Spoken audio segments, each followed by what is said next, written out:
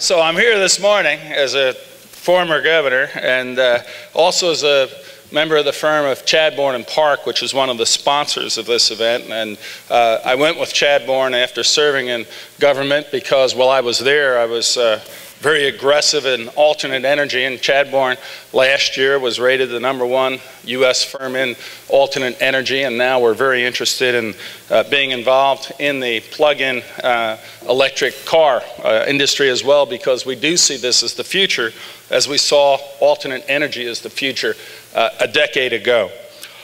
You know, I see all these ads on television and I see all the government programs, and it has windmills and solar power and geothermal, and this is all wonderful stuff. And I believe that the average American looks at this and says, thank God, we're finally not going to be overly dependent on foreign oil that is causing us foreign policy problems, environmental problems, and that is costing us close to $750 billion a year when oil is near $100 a barrel. But what I don't think the public understands is for all the greatness that comes from these new sources of renewable energy, it is not in any way impacting seriously our overdependence on foreign oil.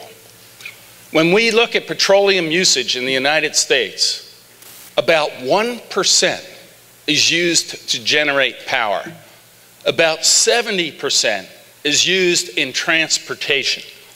And today, 2008, last year, 97% of the fuel that was used to transport people and goods was petroleum-based. That's why we have this horrendous imbalance of payments, of trade, why we have this horrendous over-reliance on unreliable sources of oil.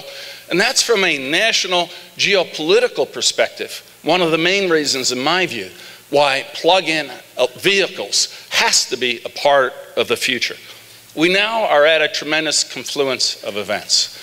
We are seeing the public aware of the need to change the way that they engage in their daily lives, to impact climate and to impact our environment and our economy.